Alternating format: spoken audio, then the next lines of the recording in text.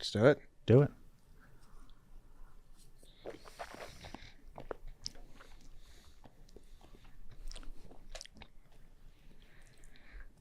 Different, right? Way different. This one I got in the throat. Okay. Hey guys, before we get going here, I want to talk with my friends at ChevyDriveChicago.com.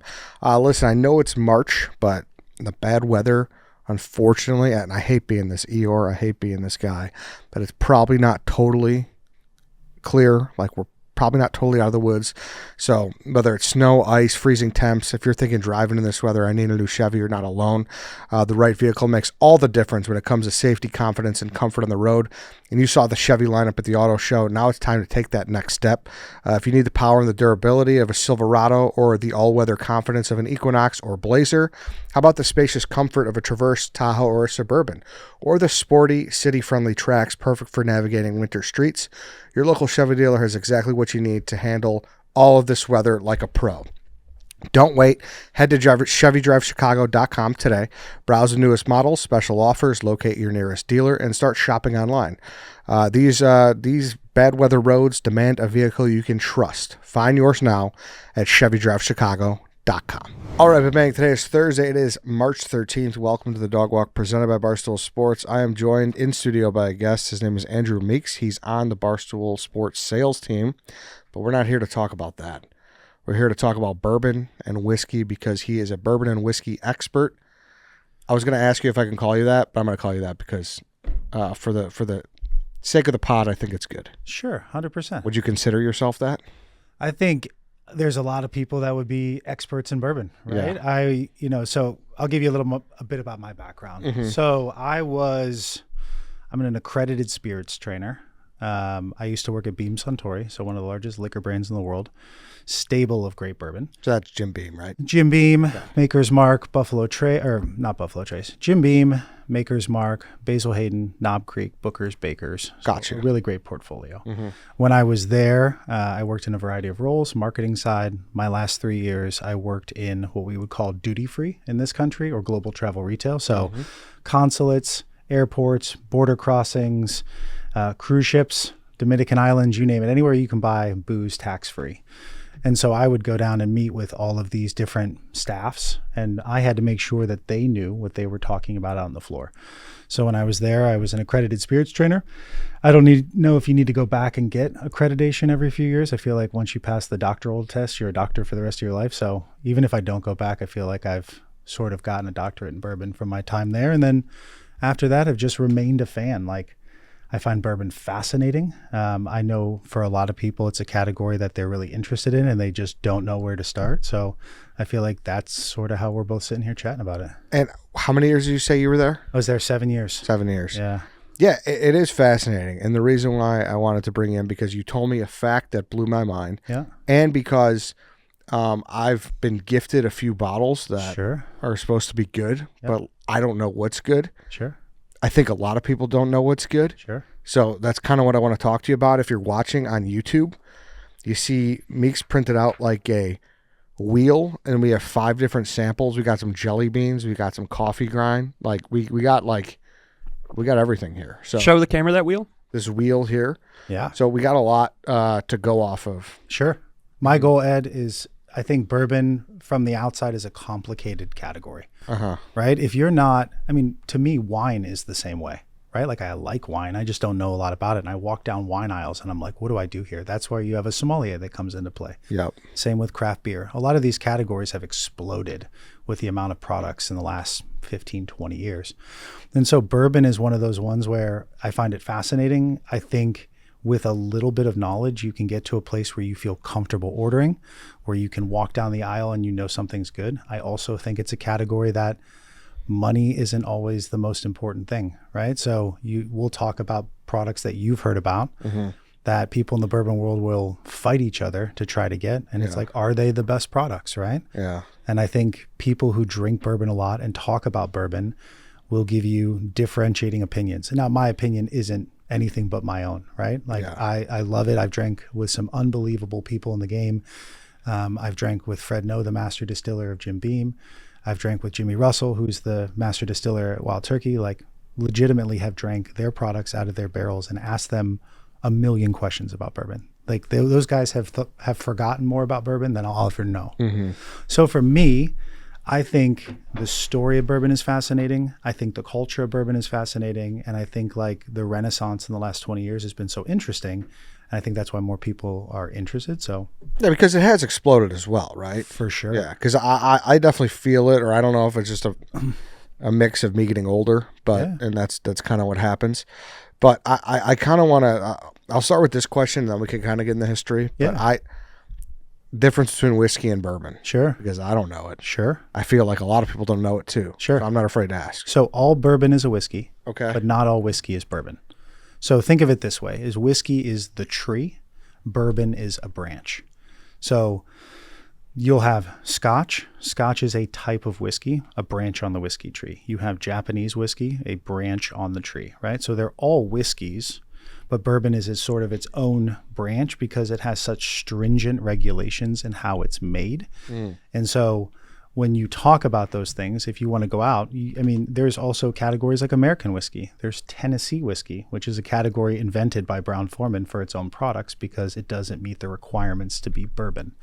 So they're all made virtually the same way. They're all grain-based products that have been distilled at a relatively similar sort of alcohol by volume.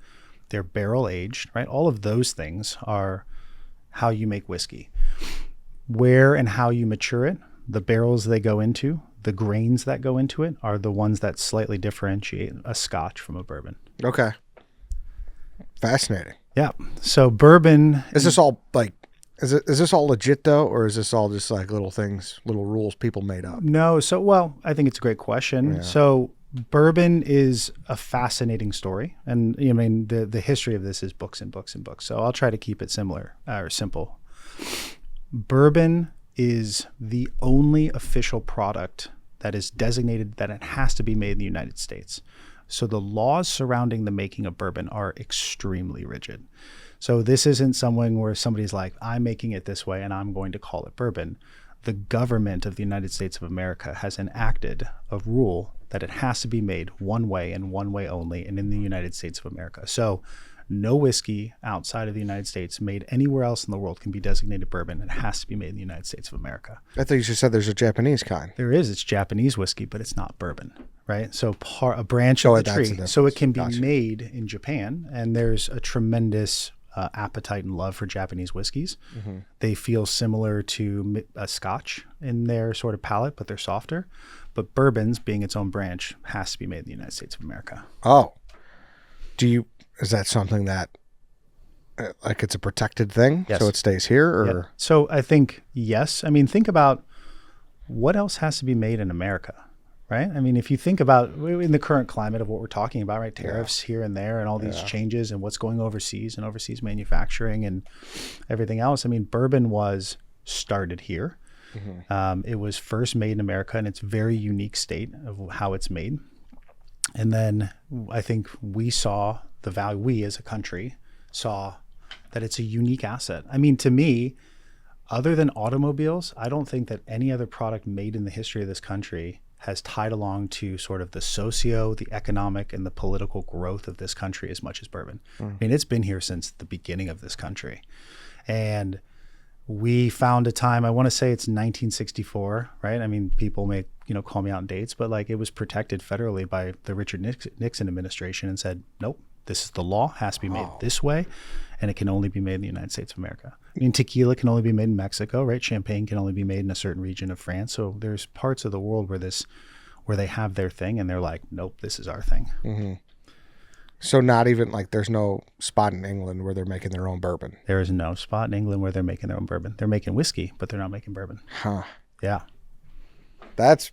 People don't know that. Yeah. That's for sure. It's I'll give you just a brief history of it, right? So you think about the founding of this country, right? Think about the people that came over to found America, right? It was a conglomeration of Western European nations that came over, right? You have the Dutch, you have the Irish, you have the Spanish, you have the French, you have all of these groups that came over, and they're settling the colonies, and they're bringing with them the things that they like to drink. Well, they liked to drink whiskey. They like to drink cognac. They like to drink beer, right? And these are all drinking cultures.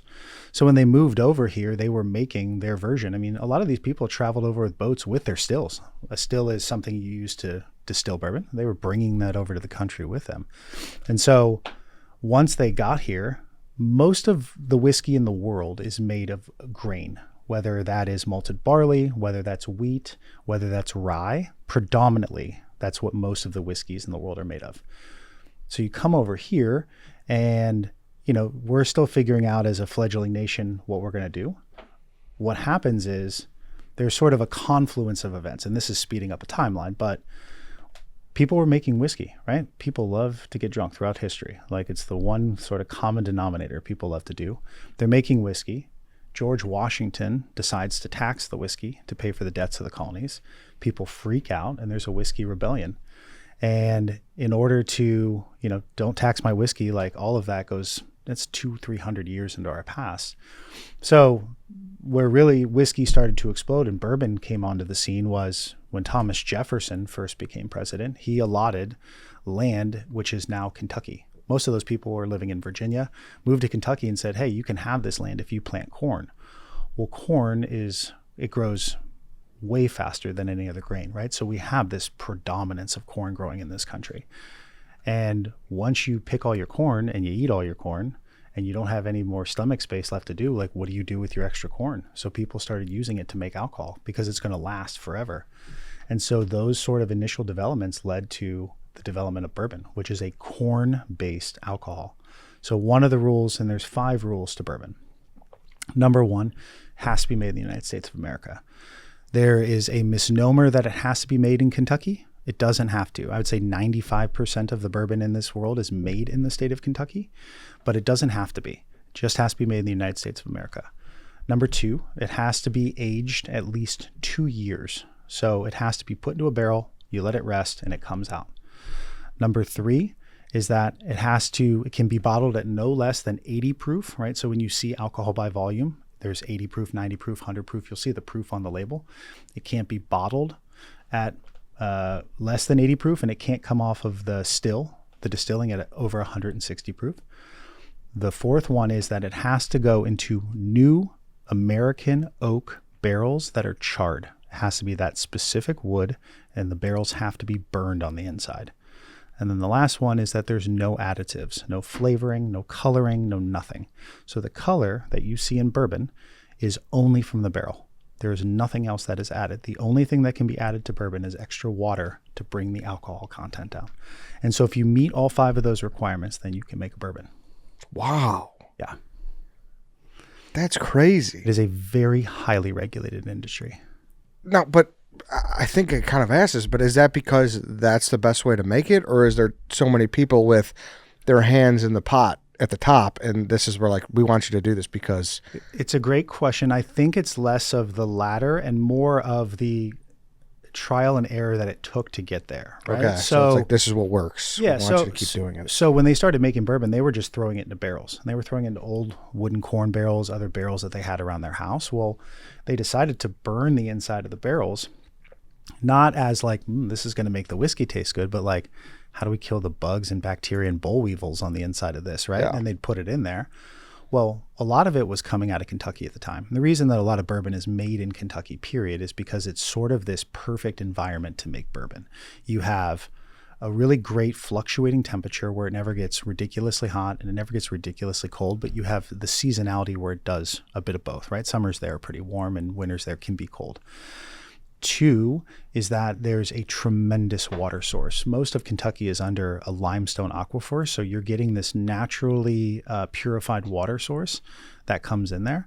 And so all of those kinds of things, you're also ripe with corn, and you also have access to an immense amount of wood down there. So Kentucky just kind of became the home of this. I mean, to the point now where there's more barrels of bourbon in Kentucky than there are people.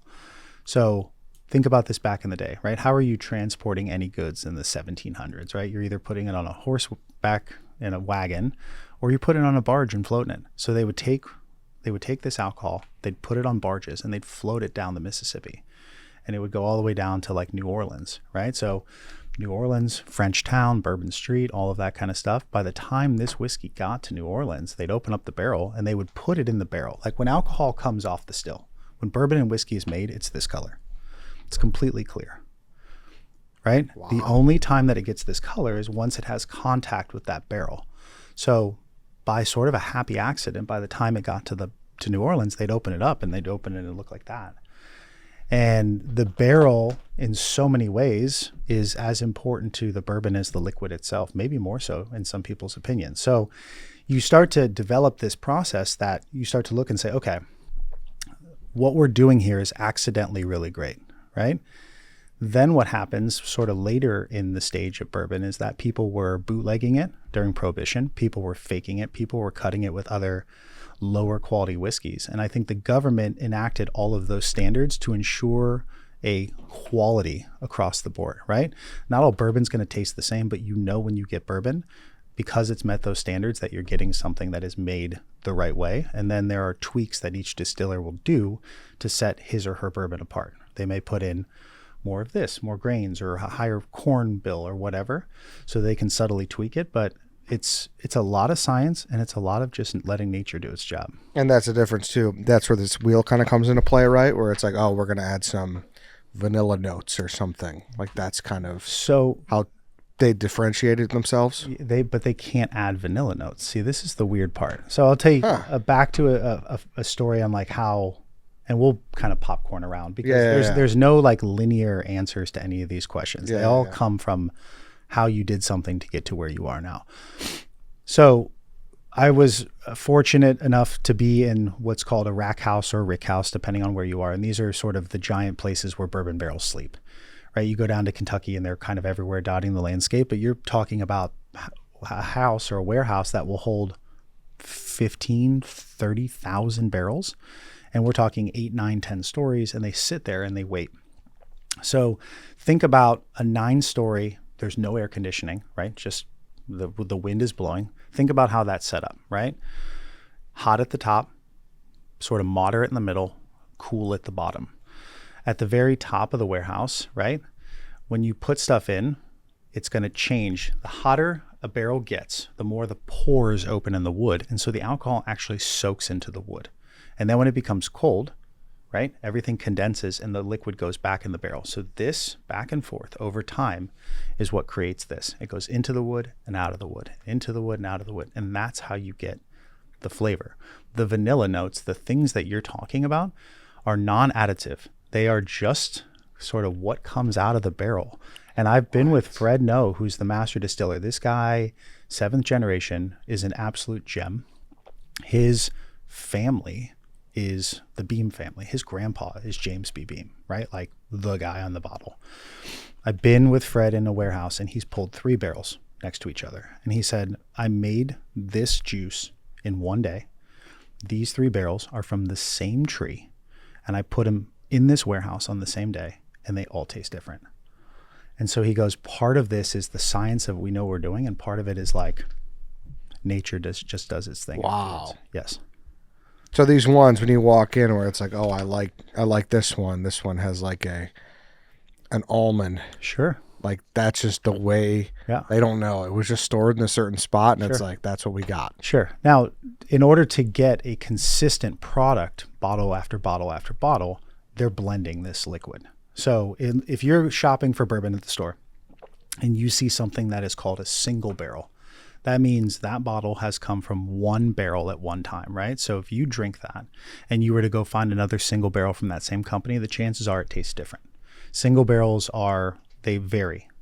If you're looking at a more mass market product, a Jim Beam, a Knob Creek, any of those products, those are taken in sometimes small and sometimes large batches, and they pull from different barrels all over the warehouse and they mix them together to create that flavor. They're not adding anything, but they're using, if they're blending bourbon, right? Let's say, I'll just use round numbers.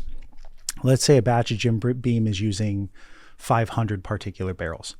Well, if they're tasting it while they're blending it, and they have master blenders, they have all this stuff, and they go, this one needs to be a little bit sweeter, they'll go find barrels that they know in that part of the warehouse maybe have a little bit more of the sweet part of the wheel, and they'll add those in. Just like they're baking a cake. Their only ingredient, though, is bourbon. Wow. Yes. That's fucking fascinating. The people that do this, that blend, that mix, that create are on a different level of talent, dude. They're artists. I mean, true artists in what they're doing. So what are the odds that, the way the world's going, Yeah. climates are changing, Sure. is that going to fuck with this at the end of the day? It could, and you mean actual climate, not political climate. No, like actual climate. Like, is that going to be like, oh, we can't get our gym to taste the same way every time with these mixes because we don't have the same treat. We don't have all the same. It could. The bourbon industry has been really, really focused on sustainability for a long time, right? So, a lot of these places, when they're working with a cooperage, and a cooperage is a company that just does barrels. Like, that's all they do. They just plant trees, they cut the trees down, they make them into barrels over and over and over and over and over. So when you're at the scale of a Beam or a Heaven Hill or a Buffalo Trace, like, you have your cooperage, you have your tree farms, and they're planting a tree for a tree all the time, right? So I feel less concerned about the overall climate of things, but right, you think about sort of the temperature in Kentucky, like, it has to get cold.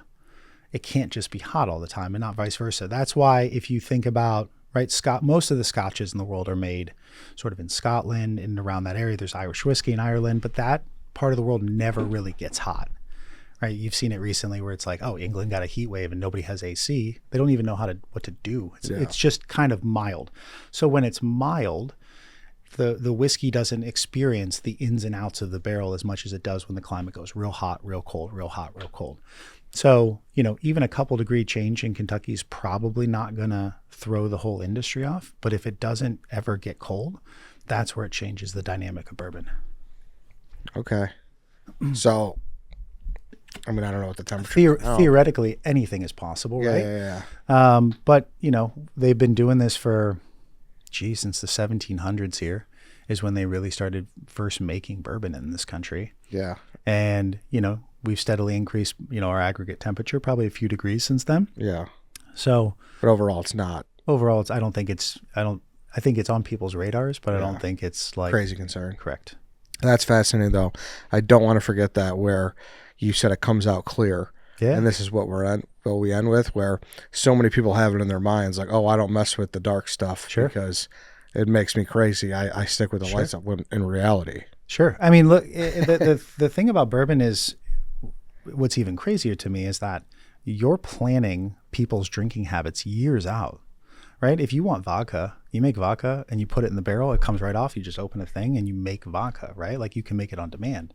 And that's kind of what we're getting into, where when you told me this, I was like, whoa. Yeah. Because all these people, that's why you see celebrities and whatnot, influencers, making whiskeys a lot, or making vodka a lot. Sure. Is because they just open the tap. It's easy. That's it. Yeah.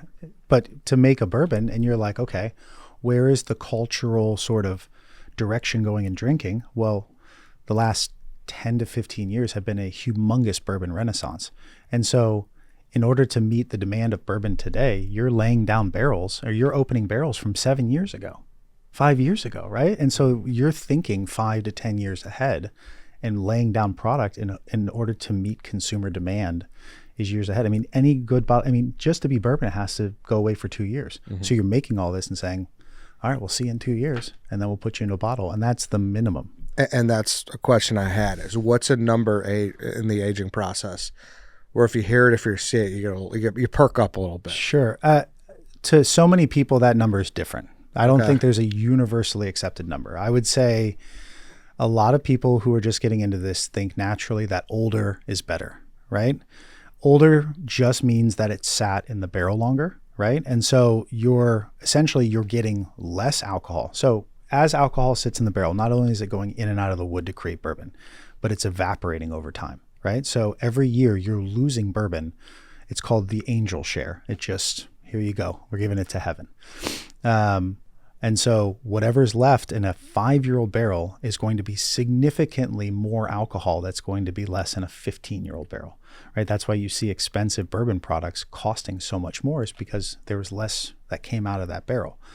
I would say, depending on who you talk to in the industry, and this is my personal belief, I think that the perfect age for bourbon is about 12 years.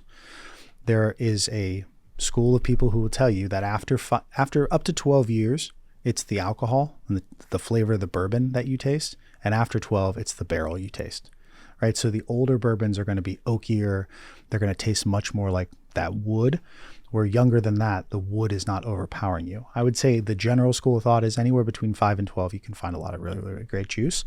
There's a lot of bourbons that are 2 to 4 years old that are great. I mean, okay, so you don't turn your nose up at 2 years ever. No, I don't turn my nose up at a lot of bourbon, period. I know what I like and I know what I don't. But I mean, I've gone in and I have bottles in my collection that are a couple $1,000s. And I have bottles that I drink out of that are $17.99 with a twist cap. Like, it doesn't matter to me. I know the juice that I like, and there's some hidden gems out there for sure. But it's safe to say, or maybe it's not, the $17 bottle was aged 2 years. Mm-hmm. Yeah, so that's totally safe to say. Because to be a bourbon, it has to be aged. Has to meet those. But is it like, that's what I'm saying? Is it typically like no longer than that? Just because they're turning those around, they're able to mark them down a little lower. So a 2-year-olds, I would say, are probably more the exception and less the rule. I'd say sort of like the general. Most of the stuff you'll see on the shelf is about a 4-year-old bourbon. Okay, so that's not. All right, fair. Right. But to be a bourbon, it has to be at least 2 years old. If it's 2 years old, they'll call it out on the label. Gotcha. Anything over that, everything over 4, it doesn't have to have an age statement on it. Okay. If it has an age statement on it, if it's 9 years or 12 years, that age statement represents the age of the youngest liquid in that barrel. So let's say you have a 9-year-old product, that could be 9-year-old liquid and some 11-year-old and some 13-year-old all thrown in there, but they have to call it the youngest actual. Oh, really? Yeah.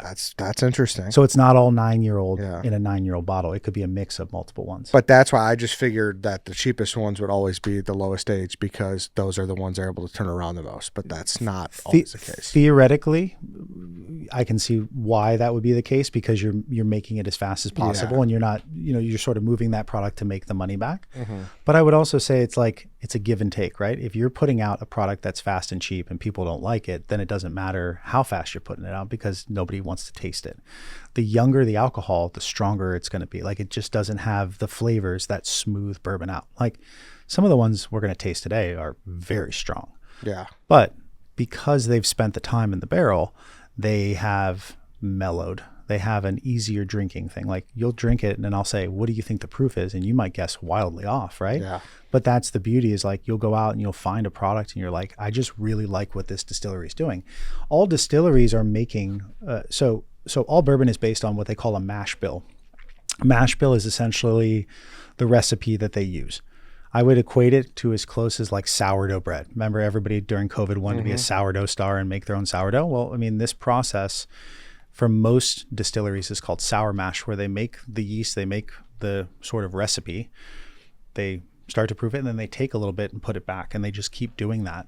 And so they have this consistent yeast strain. I mean, I don't know the exact age, but I would imagine that the Jim Beam yeast strain is probably 100 years old. Just that strain that they're making every day, because it's a living organism, and they're bringing stuff from the day before and putting it back and then taking it, and they're just adding to this like living organism. And so, when a product like bourbon is 50, it has to be 51% corn. Has to be. That's a requirement for bourbon. The other 49% of that it could be malted barley, it could be wheat, or it could be rye, or it could be more corn. I mean, most of them are probably 70% corn, and then they're filling in the rest. So you'll see like Maker's Mark is a wheated bourbon, meaning it's predominantly corn, and then they add soft red winter wheat as the other ingredient in there. Some of them add rye, some of them add any of the other grains, but it has to be at least 51% corn. So all distilleries and even sub-brands in the distillery, so Baker's and Knob Creek and Booker's and Basil Hayden and Jim Beam and Maker's Mark, all have a different recipe. Wow. Yeah. And is there a most popular wheat?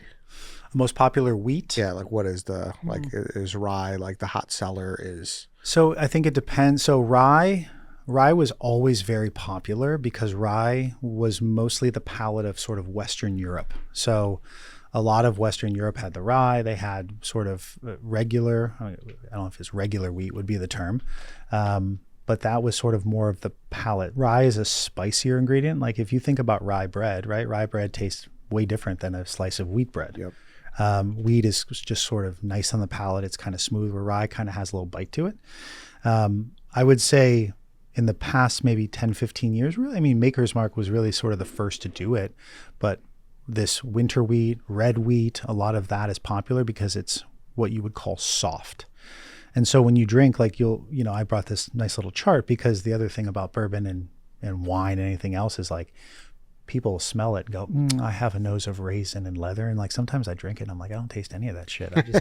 I just like bourbon, right? Like I know the taste. But I think if you have a healthy sort of starting point to go, I taste it or I smell it, I just don't know how to describe what I'm tasting or smelling.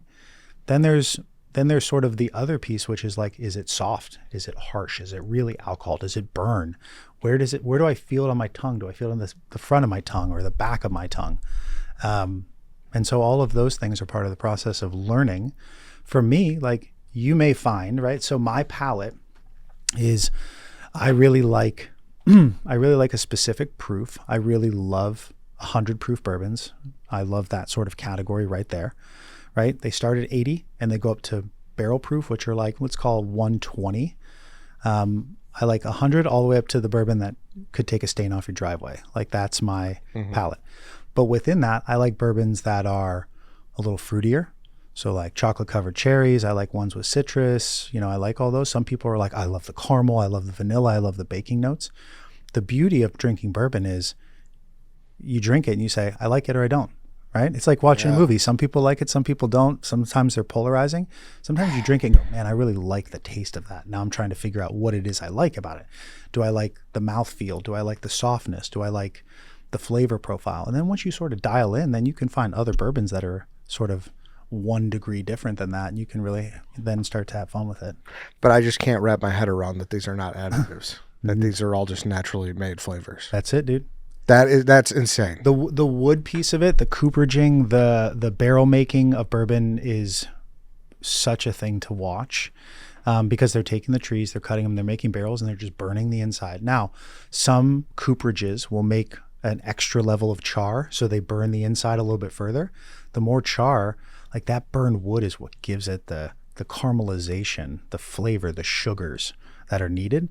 And it's just this beautiful alchemy of like, you put this hard ass alcohol into this burned wood barrel, and when it comes out, I mean, there's chunks of wood floating in it. Like it's, they have to filter it to make sure that none of that stuff ends up impurities in the bottle.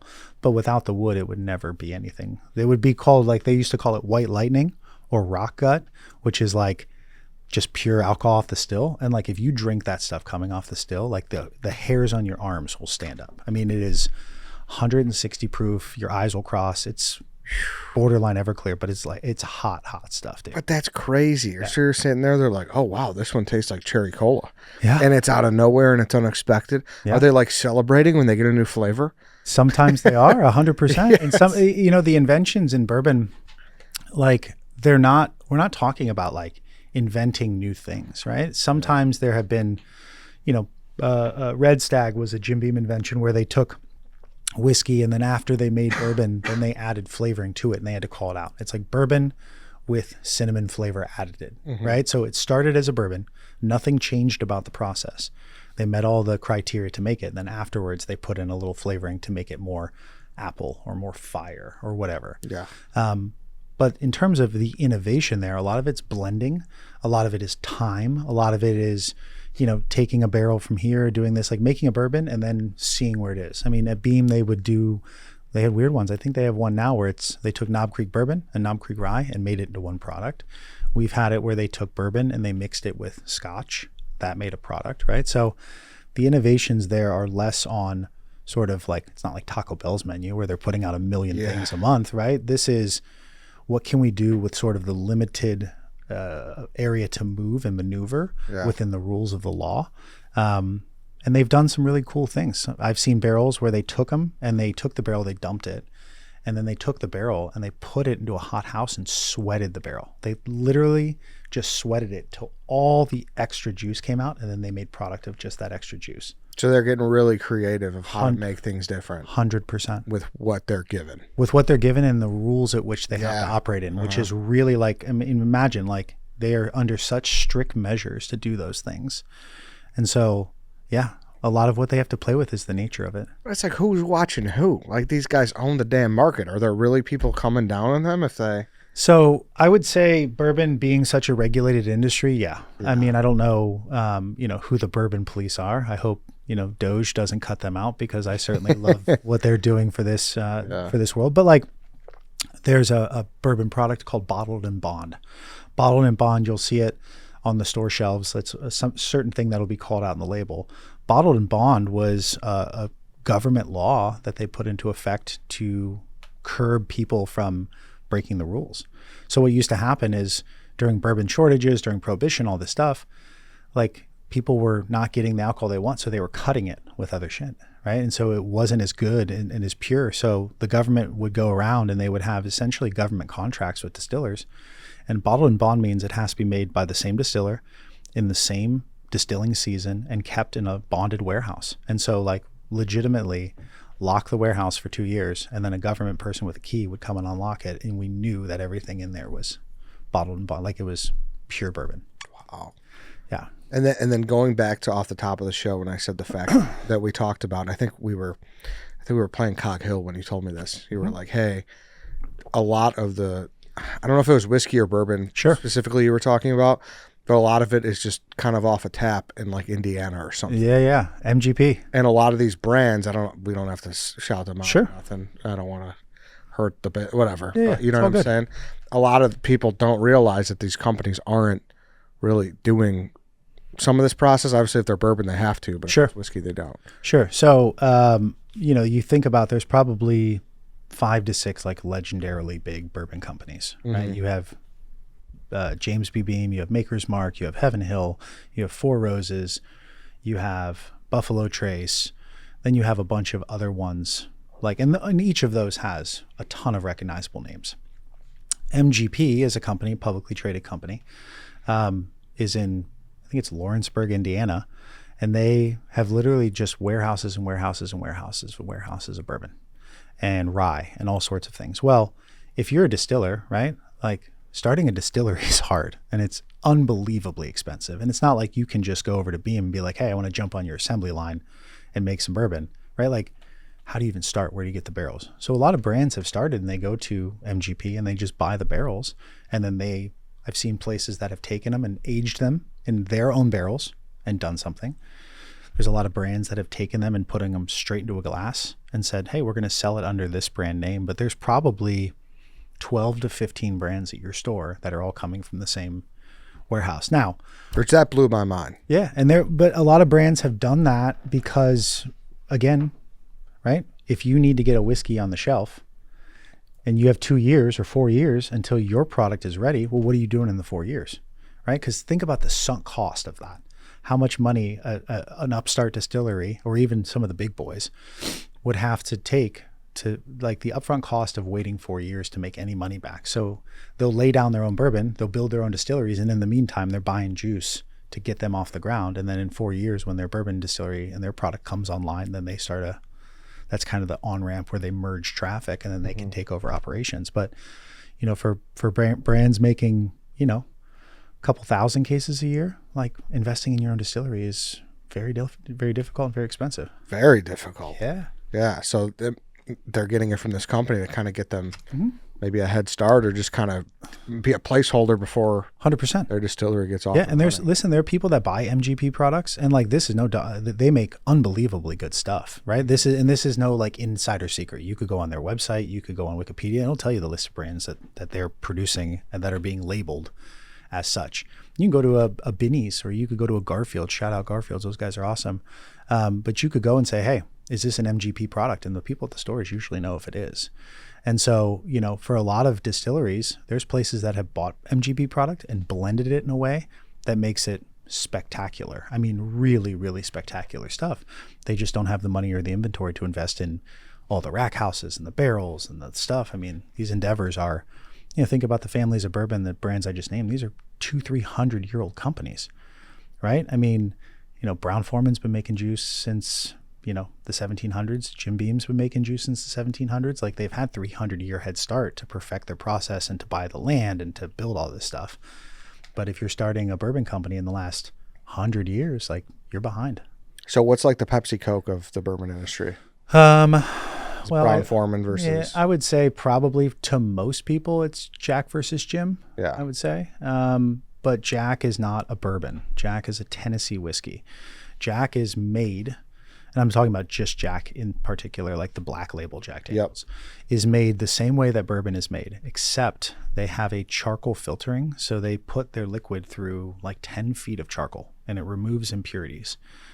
By doing that, they have sort of stepped outside of the legal box of making bourbon. And so if you look at a bottle of Jack Daniels, it tastes great. It's super consistent. But because they do that step, if you look at a bottle of Jack Daniels, it does not say bourbon. It says Tennessee whiskey. So they invented their own sort of category because they're making this change in the process. So I would say because those are so ubiquitous, right? Like think about bars in the country, right? If you're opening a bar today and you're stocking the bar, you have to have Jim Beam and you have to have Jack Daniels on that back bar day one when it opens, right? There's a lot of brands you don't have to have. I'd say Maker's Mark is entering that conversation, but Jack and Jim for the longest time have been sort of the Pepsi Coke. The staples, yeah. So it's kind of like, it's almost like a Delta 8 workaround, Delta 9 workaround, whatever those companies. That's kind of what Jack did. Sure. But Jack makes a bunch of unbelievably good bourbon products that aren't just Jack. I mean, they have Old Forester, they have a tremendous stable of stuff. Mm-hmm. But I would say like big, what I call black label, Jack Daniel's main label is made differently. But other ones that they make are that way. Are bourbons, yeah. So is that, what's the number one selling bourbon in America? Well, that's a good question. I would say probably Jim Beam's up there, just because the size of what they're producing. Jim Beam's up there. And you said they make Makers?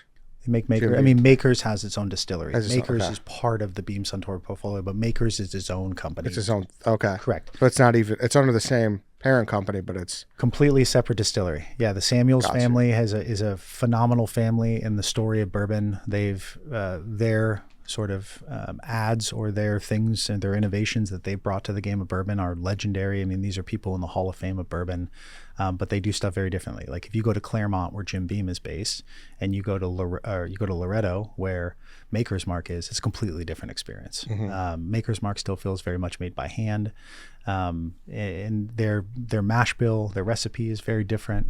But Maker's is an interesting product because it feels like, and I always said this even when I worked there, it feels like you could drink Maker's Mark at a dive bar and you could drink Maker's Mark with the president and it would still be completely acceptable in both places, right? There are certain places that, like, and no offense to Jim Beam, but like there's certain places that you're not going to drink Jim Beam. There's certain places that you want a really high-end bourbon. And I think there's a lot more brands like Maker's Mark that are in that belt of, like, Woodford is a great example, right? You can drink Woodford at almost any location. So I'm not particularly calling on Beam Suntory, but I worked there and I have a love for that company and those brands. But there's a number of sort of ones that have come up that sort of meet that criteria in the middle of, like, they can be on every bar, you can drink them for every occasion. But that's the beauty of bourbon, is like you're drinking, or what you're choosing to drink is based on, for me, the occasion, right? Bourbon is the only drink in my world that there's no time limit on how fast I have to drink it. I'm never in a rush to drink bourbon. Yeah. Ever. Right? You hear people saying, like, let's pound some beers. You've never heard somebody say, like, let's pound some bourbons. I often think when I pour a glass of bourbon, like, I like it because I can have the conversation and time slows down. Like, we're not in a rush. Yeah. It's a drink that you just sit and sip and you can chill. Now, granted, I'm in a rush because I want to drink more bourbon, but it's a drink that you just sit back and relax and drink with. Yeah, Makers, you're right. I mean, I was in college like over a decade ago, but that felt like the good stuff. Yeah, for sure. Like that was but there's always also less bourbon available in the market 10 years ago. Right? So, like, even in the last 10 to 15 years, the amount of bourbon that has shown up has been exponential growth. I mean, 10x what was on the shelves 10 years ago. So it went up, rocks are neat. So I'm a 1 ice cube guy, always have been. There's a fancy one or a regular one? Like, I'd say like a bigger ice cube. Yeah. Okay, so Fred master distiller, Jim Beam. I drank with him once and we were talking and I asked him the exact same question.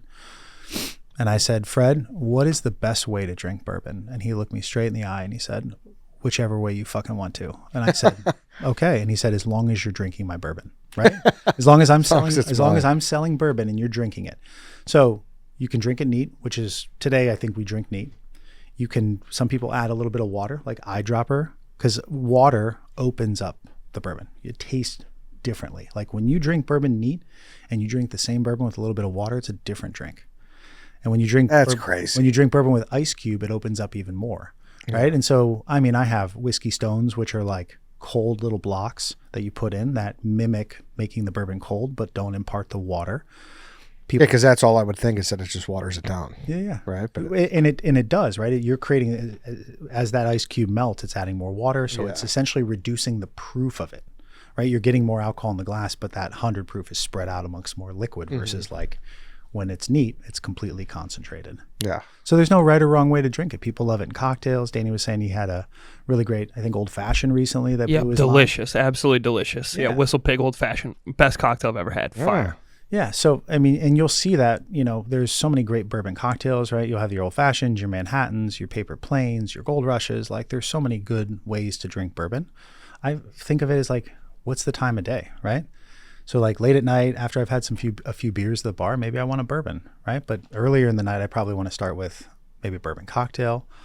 But it also depends on, the work day, how much my kids have annoyed me that day, what's going on. It's like, no, I just need straight bourbon. God, talk about old fashions. What have they done for this industry? Yeah. That's got to be remarkable. It's crazy. I mean, old fashions the bourbon renaissance really happened in the last, you're seeing it in the last 20 to 25 years. Before that, it was, still is. Vodka is the most, well-selling, best-selling alcohol in the world. Mm-hmm. And it's because, I'll ask you this. Why do you think vodka is so popular?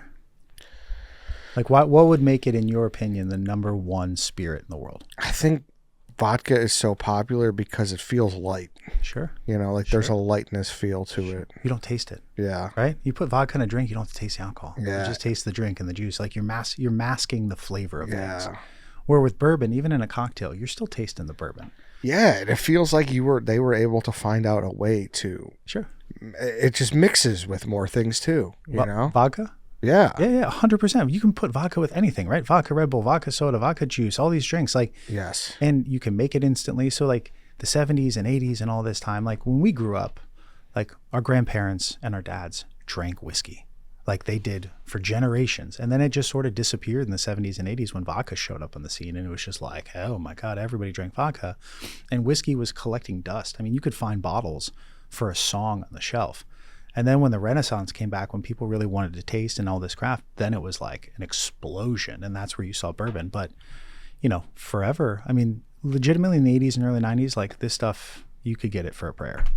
And now you see bottles that are coveted. There's auctions. There's people that go in and buy whole shelves and whole deliveries. It's wild what's transpired. Become. Yeah. Is there a year where you're just kind of get diminishing returns? Or is it just, hey, let that thing sit in the barrel until, I would say every distillery probably looks at it differently, right? Yeah. And so if a master distiller and a blender or these people who are the ultimate artists and artisans of the product, if they're drinking and they're sampling, because they're always going in, like they will go in and they know they've a meticulous inventory system in this place, right? And so they'll go in and say, hey, I want you to pull that barrel down, and then they'll just like siphon out of the barrel and drink it. And if they think that a 14 or a 12-year-old can go to market and it's no different than a 14-year-old, why wait 2 more years, right? Like there's so many that have just dialed in, and people that work in that space day in and day out are so good at tasting and knowing like the subtlest nuances of things. It's really crazy. It is. So you want to drink some? Let's do it. All right. So you're probably wondering why I bought jelly beans. I was the first customer at Walgreens this morning when they opened. I like having Jelly Bellies in particular are my favorite because they each have a different flavor. So Lance has some, you have some. Here's what I'd ask you to do. I want you to plug your noses, and I want you to put the jelly beans in your mouth and chew, but keep your nose plugged. All of them? Let's say 2. 2? Yeah. Okay. Now, while you're chewing them with your nose plugged, what do you taste? Do you taste sweetness or sourness? You taste something. You taste sugar, right? Okay. Now let go of your nose. Now do you taste flavor? Yep. Okay. So the most important thing in drinking bourbon is not your mouth, it's your nose. So your nose tastes flavor. Your nose understands strawberry or peach or lime or pomegranate. Your mouth understands taste, right? So the sour, the salty, the sweet, the umami, the spicy, that is your tongue. Your nose is then telling it what the flavors are. So when we're drinking, part of what we're going to be able to do is I want you to experience it with your nose before you experience it with the rest of your. Okay. So I also brought a little container of coffee beans. You've probably seen those at like a store when you're smelling cologne. You smell the coffee beans to sort of reset your nostril palate. You can just pop that off. And we'll just bop around. Like, I think when we started this journey, and like, I honestly, like, super excited to talk bourbon. I love being here, right? Like, you and I are big Howard Stern fans. Yeah.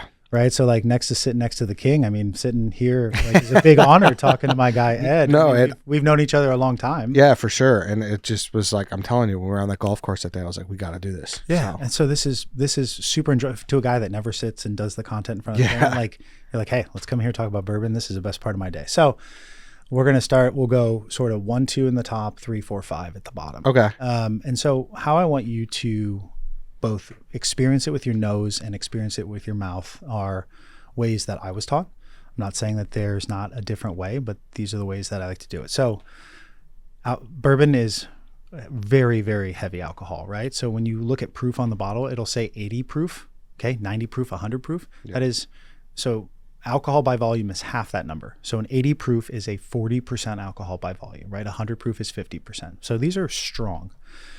I didn't bring any 80 proof because I don't know, I just don't like it, but there are really great 80 proof bourbons. They're just a little weak for me. So everything here is starting at 90 proof. Okay. And we're working our way up. I just think that 90 proof in my world is like where it really starts to get interesting. You get a little bit more flavor. And then you'll find that sweet spot there. Is there a maximum? Yeah, it can't go in. I think it's 126 proof, right around 130. Okay, so but you'll see, anything that is at that level, like 120 and higher, is what's called barrel proof. Meaning, when they pulled it off that barrel, they added no water. It came straight from the barrel into anything that's less than 125, roughly. So it got down to 90. The only difference is they added water to reduce the alcohol volume. Right. So at one point, a 90 proof was 120 some proof, but they added the water to bring it down. Oh, okay. Does that make sense? Yes, okay. Totally. So a couple things. When you pick it up, anytime that you smell this, I want you to smell it with your mouth slightly open. Okay, so I'll show you. So you're going to pick up number 1. What I tend to do is I tend to put the glass in between my lips, so my mouth is slightly open, and I smell that way. If you close your mouth, and you can try it, both of you, close your mouth and smell it with your nose.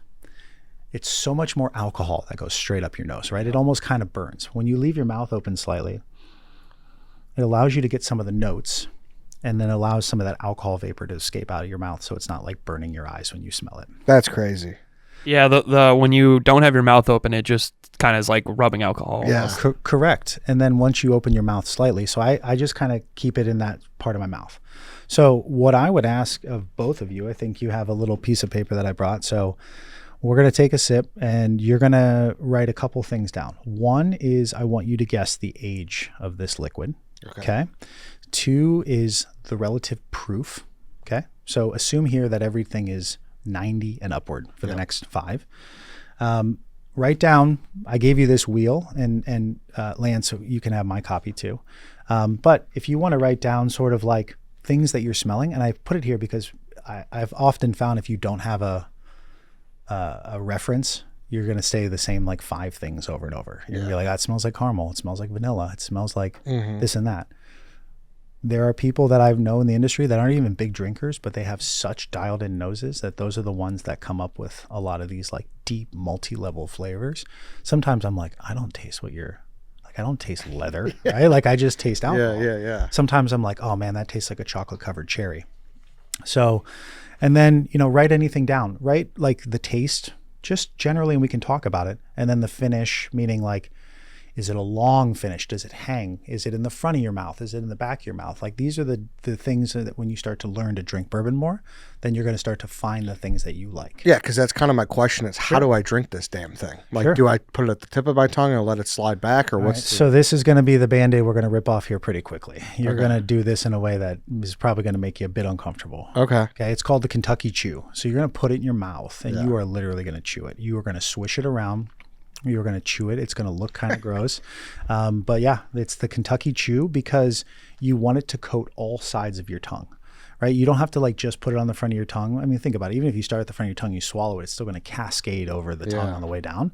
So I would put it in your mouth, then you chew it, then you swallow it. And then from there, you can sit there and kind of like slowly process sort of the flavors. Okay. Cool? Let's do it. So never let anybody drink alone. So we'll do number 1 first. We're going to smell. What do you smell? Kind of getting vanilla. Okay. Yeah. Okay. Yeah. Sure. There's no right or wrong. Okay. Right? This is not like a pop quiz of like, no, it's not vanilla. Yeah. Everybody's nose is different, right? Mm-hmm. I mean, I'm somebody who like one of my nostrils is always closed. So So today I'm like, all right.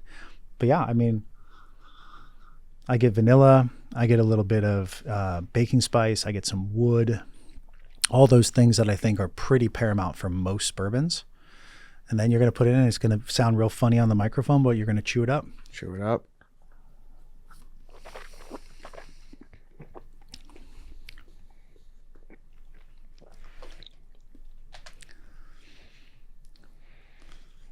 Tough one?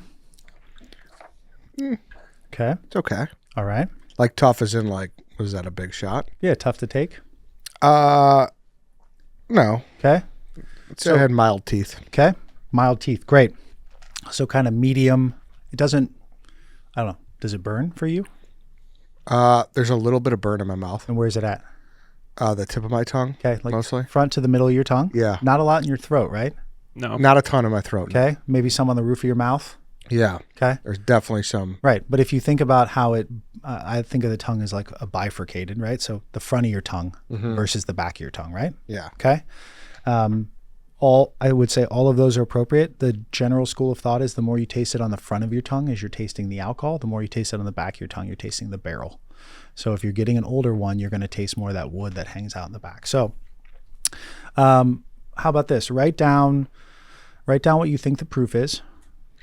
And on a scale of 1 to 10, you can write it on your little chart or right there, wherever you want to do. Yeah, I mean, look, these charts don't have to go back to the library. Write down what you think the proof is. Write down maybe roughly what you think the age is. And then let's say on a scale of 1 to 10, how much did you like it, right? Arbitrarily just 10, you loved it. 1, if you never have to drink it again, that's a 1.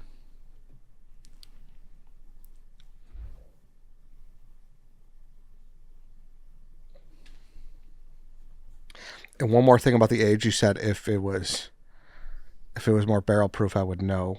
I would feel it in the back of my throat. If it's older, you theoretically will feel it a little bit more. Sometimes the higher alcohol will hang out in the back of the tongue, but I always like to think the more time it's spent in the barrel, you get the oak in the back.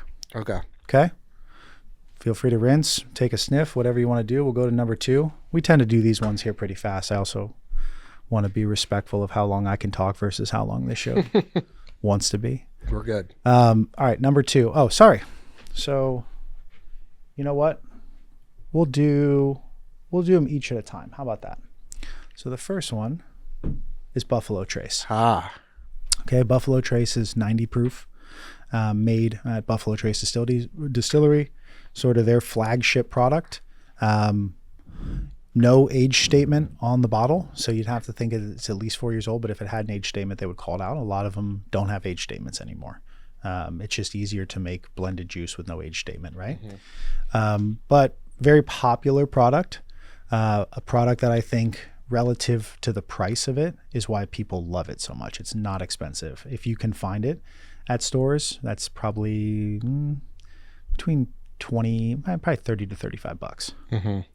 Right? So a good juice that you've probably seen at a bunch of bars. Maybe you haven't tried, but 90 proof, I would say it's right there as like a maker's competitor in that band. Now, was I off with, well, I guess it just depends, but the vanilla. Not off. No. I would People say, think that I would Buffalo? say I get the same tasting notes, but I really like Buffalo Trace. It's always on my bar. Yeah. It's easy to drink. It's not offensive on the palate. I gave it an 8. Great. So I thought that was pretty good. I went 8.5. Great. Okay. I love that. It's again, staple of my bar. I would call it like my house bourbon. If you come to my house, it's one of my 2 or 3 like. That's it. Yeah. It's always there. right? If you don't want to like go through the cabinets and all that, like we got 2 or 3 that I think are going to be appealing to the mass majority of people. And I said 4 because I just figured that's I said 4 years also. in the Great. aging process. So you guys, and did you write the proof down? Yeah, I wrote 100 Okay. just because I thought that, the front I went 90. Oh. 90 proof. nailed it. Damn, Danny was He nailed it. dialed in. All right, numero dos, which is the top right corner if it's still on your mat, right? So we'll take a little smell. Different on the nose than the first one, to me. Hold on, let me go back to the beans. Sure, get them beans in your nose. This is almost a little fruitier in my. Yeah, I was gonna say like caramel, a little sweeter, almost like candy. Is it? I got a little more berry-ish, like a little more. I get a little bit more berry as well. I don't know what that like. I don't know if that's berry. It could be a little floral. It could be a little berries and cherries, something in that sort of realm. Mm-hmm. Okay, Let's do it. do it.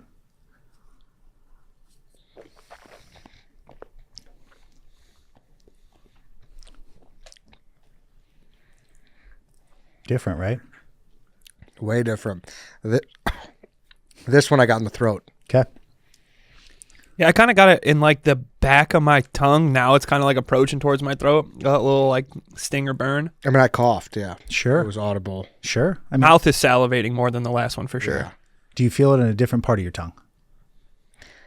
Sides maybe a little more numb. Sure. Yeah. Yeah, kind of like if you think about your tongue, like it almost feels like it kind of has wings. They're kind of like Yeah. the outskirts of your tongue. Yeah. All right. So I'll have you write down what you like, what you think the age is, what you think the proof is. It's weird because I liked it going down, but then that after effect I didn't love. That quick bite, that quick burn. Yeah, I didn't love that. But is your back of your tongue and your throat still burning? no, I'm good. Yeah, it's like Yeah, it can no, be a I'm little instantaneous because you're taking it like a shot. It's also like the middle of the day. Yeah. And we're taking alcohol shots in here, right? so alcohol is going to do that with the burn, but that's also because we're taking it in a shot form versus like Other ones. Yeah. yeah. So yeah, I mean, look, you don't have to take the whole shot. You can just take a small sip if you want. I just pour what I think is, not a crazy number. You also notice too, like if you look at them compared to each other, like I probably should have started with this, but the color of them, right? That one was a little lighter. Little bit lighter, Yeah. right? So, we'll bring that in. So that one is called Redwood Empire. So what did you guys write down for proof? I wrote 100. I wrote 100 as well. It is 100 proof. It is bottled in bond. So this one is made in Sonoma, California. So not a Kentucky bourbon. These guys are doing some really, really cool stuff in California. Bottled in bond. So again, 100 proof. That's what bottled in bond means. No age statement on this, but this one is 68% corn, 18% rye, 9% wheat, 5% barley. Okay. Right. So this one has a little bit more of the rye content, which makes it a little bit spicier. Yep. Right. And it does have one on the back, age 5 years. So this one has a definitive age 5 years statement on it. I said 6. 6 out of 10? I said 6. So age 6 years? Age. I went age 6 years as well. And Taste, I gave it a 7. okay. So you liked it slightly less than Slightly the last one, less, but you yeah. still liked it. Yeah. Mm-hmm. It's on the positive side. Yeah. Okay. I'm telling you, it's like chewing it the Tennessee Chew. Yeah. Like I really liked it more, I think, but when it went down, but it was quick to last. Sure. The harsh part of it is gone quickly. Yeah. It's not like you're sitting here coughing down a bunch of Malort or Everclear or something that you just cannot get the taste out of your mouth. Yeah. It was good. Yeah. All right. Number 3. So we'll take a look at the color a little bit. Is that bottom left or right? Bottom left. Bottom left. We'll go bottom left right across the row. So 3, look at the color. Okay.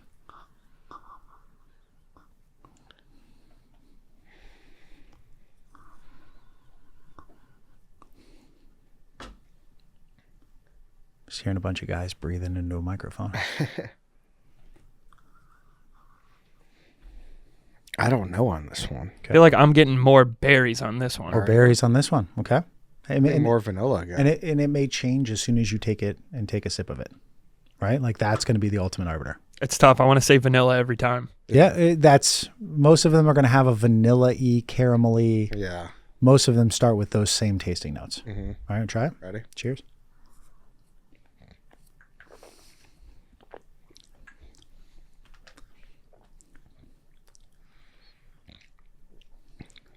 Got the a little less stinger in the back of the throat. Yep. I did like the flavor. Yes. The flavor was nice. Flavor's great. And the flavor was definitely more caramely almost. Yeah, kind of like caramely, almost maybe like a little woody, charry, smoky almost. Yep, a little woody. I think that there's some, I don't know, some fruit. I think it's like whether it's a cherry or plum, there's some fruity note in there. Mm-hmm. What did you guys say age-wise?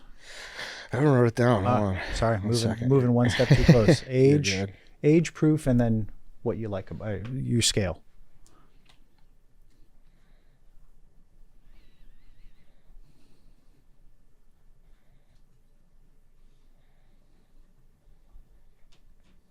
All right.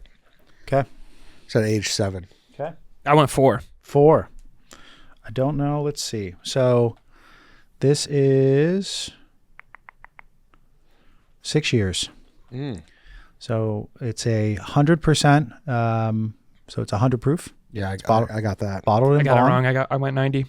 This is from a place that I think is really interesting in making some super cool bourbon. It's called Holladay.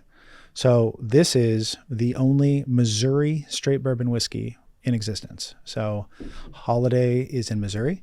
They can call it a Missouri straight bourbon because all of their corn, all of their water, all of their trees all come from Missouri. So it's all made in Missouri.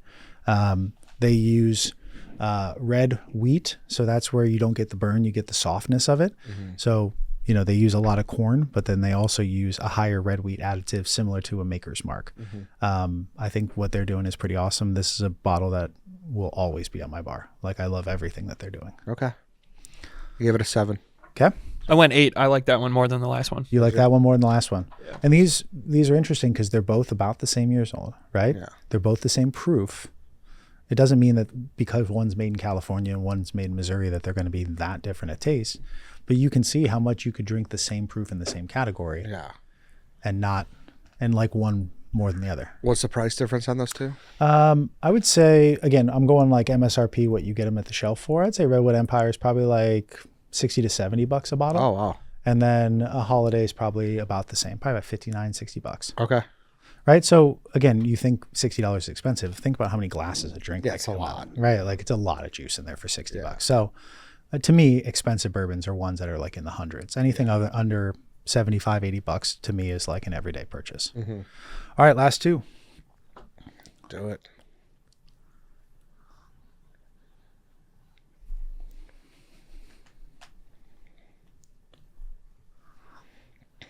Oh, the smell is tough for me. Okay. But Fair. part of me thinks this is maybe a little more nutty. Okay. Do you get that at all or no? I get. So this one, it gives me like, it just smells sweet. Yeah. It just smells like toffee. So, yeah. It smells caramely. Like, to me, it's the sweetest of the 4 that we've smelled so far. Oh, so maybe I'm way off. No, there's no off and on, Ed. No. Like, no. It's what's right for your palate.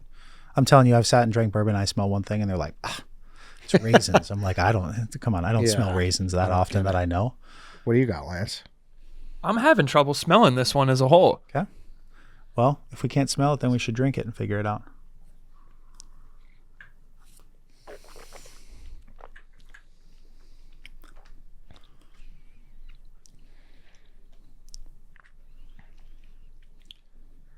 That was good too. I mean, I haven't disliked any of these. Sure. That one was more back of the tongue towards the throat. Sure. For me, at least. Sure. See, I didn't get that for that one. Okay. Yeah.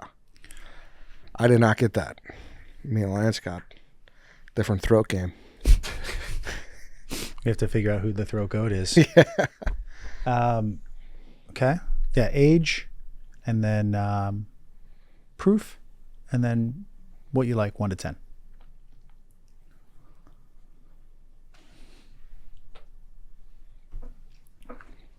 All right. I said age 4. Okay. I went age 10. You ate age 10. Okay. I don't even know if they have them on this label. I don't think that they do on some of them. Wow, that's the So this is Blanton's, right? Is that Ed, the most- Ed, you and I were talking about this. yeah. This is from, and it's got the rick house, the barrel number. This is, what'd you write for proof? I wrote 90. I want 100. Okay, this is 93 proof. Doesn't have an age statement on this particular label, but right, I think we talked in the hallway the other day about this particular bottle. Yeah. People lose their mind for Blanton's. Crazy. Lose their mind. Is it the most polarizing bottle in bourbon? I would say so. Yeah. I mean, what did you write down? Scale of 1 to 10, your number. I gave it 7.5 out of 10. Okay. So that's my number 2. I went 8.5. I thought it was a tie with the Buffalo Trace. Okay. I liked it a lot. So you both really liked it. Yeah. Yeah. So I think part of it is it's an allocated product, means it's a limited amount. And so people love it. It's a collectible item. They make these horses. If you get different horses, you can build them all up, and it's the final sprint of the Kentucky Derby horse. So like if you put them side by side, it's a horse running. So people want to collect the tops. The bottle's pretty iconic. But yeah, I mean, people are very polarized on it because it's so expensive. People buy it and then resell it. And I think a lot of people, which you've seen, you said it, you like a lot of these. These are degrees of difference. This isn't like, oh my God, I have to have that at any price. It's like, man, I like this, but for half or quarter of the price, could I drink this and still feel fulfilled? Yeah. And my goal here is not to like go against Blanton or I mean, listen, Buffalo Trace makes remarkable bourbon. Yeah, and to be fair, I debated putting it in the 8 and tying it with Buffalo Trace. Sure. I was almost going to go a 9 and say maybe it's better. Okay. Yeah. So again, the juice is worth the fact that it's a celebrated bourbon. I don't think that I would go pay second or third market prices for these things, because that's what's happening is people are buying them and then reselling them. And it's like, at what point can I get 4 other really good bottles for the price of one? For the price of Blanton's, yeah. Interesting. I was hoping Blanton's would be one of them. Sure. I'm glad you. Based on our conversation, I had to bring it in. Yeah. All right, last one. All right. This one, I'm just getting a lot of alcohol, even with the mouth open. Sure. That was me last time. I feel like now we're flip-flopped. I feel like I'm getting more of like a nuttier almost smell. But you see how like even between a couple people, everybody's different. Your palate's different. Yeah. Your sensitivity, excuse me. All right. This makes me think it might be a grain. Okay. Let's try it.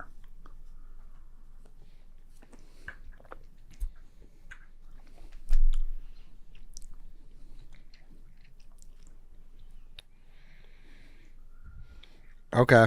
There's a lot going on in your mouth. Tasted almost fruitier in the mouth. Yep. You got the sensation in the back of the throat. Yep. Got the Yeah, sensation definitely. in the tongue. Definitely. Burns a little bit more. Yeah. But it doesn't like hang out there. No. It's it's just gone. like it's almost like an instant quick burn, and then it's hanging on your tongue right now. I will guess that this was our highest proof, though. Okay. That's Yeah, why. I think. I'm going to say 109 for that. Okay.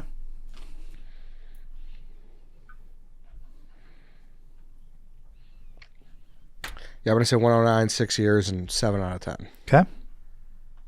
Lance? I went 8 years, 100 proof, and I'm going 8 out of 10. Okay. So this is Larceny, but it's Larceny barrel proof. That is 123 proof. That is clean your driveway juice, right? Like that is a significant 30 proof step up from the last one we just no age statement. I would say it is complex. It's one of my favorite bourbons. I love it, but I also really like strong bourbon, and it changes so much when you drink it with an ice cube on it. But you were right. I mean, it's very, the alcohol jump is precipitous from the last one. But it still has a lot of flavor in there, right? Yeah, Like, it did. because you're getting like a very concentrated juice relative to anything else that has been already pre-cut by water. So yeah, this one is, they make really, really great stuff. You'll see a lot of Larceny on shelf, meaning like it competes, I would say, here with Jim Beam, like in that price point. But the barrel proofs are really hard to find. That means it came out of the barrel and it was not cut. Like look at the color of that. Oh, yeah, that's a darker See how much hue. See how much darker that is? Yeah. Because it has not had any water. It just goes straight into the bottle. Yeah. So anything that has barrel proof means you're. So could you get that at the store? Or did you get that second market? Yeah, I am not a second market shopper. Like, Okay. never. Part of the love of bourbon is like I like to walk in and find something on the shelf, and I'm like, it's just there. It's serendipitous. Like I don't go pay the extra aftermarket things. The journey for me is like finding the fun stuff on shelf and feeling like just like a regular consumer. So when you saw that, you're like, oh, this is kind of hard to find. Barrel proof Larceny. You were like excited. I got like 4 bottles of it. Yeah. Yeah, and there's this is from I think Warehouse B. They also have A and C, and those are different tasting. So some people will be like hardcore C or A guys. But yeah, when I find something I like, even if I have 2 or 3 bottles, I always buy a bottle of it. What a complex product. Yeah. For real, yeah. Yeah. It's hard to make. It's hard to do. It's hard to blend. It's in some ways hard, a little harsh to drink because your palate is getting used to it. And it comes with a very complex history. But I think over time, once you start drinking and you're like, man, I really like drinking. I think, what did you rate this one, by the way? I give it a 7. I went 8. Okay. So I would say, I think from hearing both of yours, sort of the top ones were Buffalo Traces were right around an 8. Mm-hmm. You both really liked, I think, the Holladay here. Yeah, I gave those both a 7. And then you gave the Blantons a highest? 7.5. Okay. What was your 8? So my 8 was Buffalo Trace, Blanton's 2. Okay. And then the other 3 were tied for 3rd. Great. So, think about the price differences there, right? And Yeah. so if you're drinking and you're like, but these, for you, Eddie, your palate is like 90 proof, right? Yeah. Like 90 and 93. Where Lance liked a lot in the middle. He liked some at 93, he liked some at 100. I would say start in that sort of vein of proof, and then you can kind of bop around, and then you can graduate to stronger and stronger and stronger juice. Because that's kind of my question. Yeah. Did I give those higher grades because they were easier on my palate versus when I'm more ingrained into the whole system, will I appreciate the other ones more? Sure. I think part of drinking bourbon is the flavor. Do you like this or that? Part of it is like, can I drink this thing? Mm-hmm. Right? If I drink it and every time it makes my eyes cross and my throat burn, like, it doesn't matter how good the flavor is if I can't put it down. Yeah. Right? So you want to think about it as like, can I sit and sip this for a long period of time? Any of these, I think you can. Like, as you get lower down sort of the alcohol spectrum, it's not going to be as punch you in the face with alcohol. That's such a fascinating. I would never, ever before this, go to a liquor store and look at the proof. Sure. Never. Sure. Would you? Really? Yeah, I feel like Never. I feel like I would. I think it's something would I be definitely like, notice. Hey, this is what I know, and this is what I'm going to grab. I know people like that. I know I've had it before. Sure.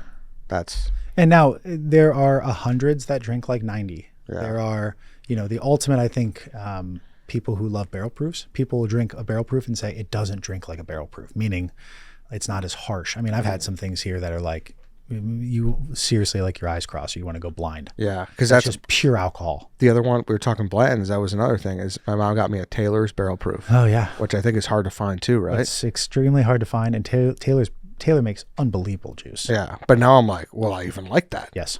Yeah. Yeah. I mean, I think. Well, sorry, that's me imparting my likes on you, Ed. Yeah, I can't say you will like it. Yeah, but I like the Larceny. It just wasn't my number one. Taylor barrel proof is very, very smooth. Yeah. Yeah, there's a lot that when you get refinement at that level of the game, like, there's just the burn is kind of gone. Yeah. But you can still get burn at 100. Doesn't necessarily mean the proof is there. Like, an older bottle at 120 proof, the alcohol has been sort of reduced in it. Not reduced by proof, but it's been masked with the barrel flavor, so it's not as harsh on your palate. Mm-hmm. A younger 90 proof, 2 years old, could burn as much as a 12-year-old 100 proof. So it's just like, you have to find kind of that sweet spot, right? I think 5 years old, a lot of these don't have, but like 5 years old to 7 years old is a great range. 90 to 100 proof is a good place for you to play in when you really start to like figure out what you like. Makes sense. Yeah. I know it's a lot. I mean, there's a lot of stuff to talk about. I could talk about this for days and days and days. Yeah, this is like, It's fun. I thoroughly enjoyed this mix, so thank you. Yeah, I told my wife, I was like, being a bourbon fan makes alcoholism feel like a neat hobby, right? Like, Yeah. you get to collect all these things. And like, I come home with bottles all the time, and sometimes they sit in there. Sometimes I forget what I have. Like, even going through stuff last night to figure out what I wanted to bring in here, I was like, oh shit, what are you doing back here? Yeah. Right. And I could have brought, from any portfolio, there's so many good ones, but part of the journey of bourbon is like breaking down it's exclusive because it's not an exclusive club. It's hard to understand. Like, the history of it is so cool because it's tied to so much political upheaval and taxation and the development of our country. Like, Kentucky became a state because these people went there to be farmers, and they were like, this westward expansion was here because they got land to do the things that then led to this. Yeah. I mean, it's been around for a long time. Last question before I forget, and I should have asked earlier. Fire away. Does where the corn is from matter? Have we found that, or is that kind of pretty? That's a good question. I don't know. I mean, I can't say for certain, yellow corn, white corn, Kentucky corn, Missouri corn. Iowa, yeah. I mean, there's, from what I understand, multiple kinds of corn. I mean, so I would assume that subtle variations in the corn then impact something downstream for sure. Yeah. And I would say that they probably have dialed in the corn that they love, right? Yeah. It's not just like the yellow corn you get at the store, right? You get the farm stand corn in the summer that's like the sweet, sweet corn. Yeah. And you're like, oh my God, like that can absolutely change stuff. I just don't know from my experience, like how much they put into it, but I would imagine given the size of this business, They know probably a lot. Yes. There's not one detail or stone left unturned in this whole process. You So can't. There's too much. There's too many years and too much at stake. 100% and too much big business, right? These are multi-billion dollar corporations that are making these things. So Yeah. dude, I love sitting and talking, love chatting with you. Thank you for having me on. Dude, thank you for doing it. I don't know. You don't use like social in that way, right? I don't know. No, I mean, I say my Instagram masquerades is like my main feed is just pictures of my kids and my Right. and my stories are just memes. But yeah, just Andrew. I think it's Andrew_Meeks or Andrew Meeks at Instagram. But like, no, I'm just a dad sales guy, and then I just moonlight as a bourbon aficionado. Unbelievable. That makes me want to go to Kentucky and see some of these. Yeah, for sure. I was thinking about that. The bourbon trail is so cool. Yeah. It really is. It was my first job at Beam. I got to redesign the distillery experience. So like rethinking and imagining. The Kentucky Bourbon Trail is spectacular. You can go down for 2 days and hit so many and go through, and you're going to talk to people who make my knowledge of bourbon seem like just the tip of the iceberg. Yeah. I mean, people that will just, they've literally been born there. There's also some really good documentaries. You should watch one called Neat. I think it's on Hulu. It's an excellent documentary. But going to experience it firsthand. And I mean, I've probably been down there 50 times and drank at every place. And I still learn when I go down. I'm just fascinated by it. It really is. This was great, Meeks. Thank you so much. You're welcome. Yeah. All right, everybody. That's it. Thank you for listening. Thank you for watching. We will see you all next time.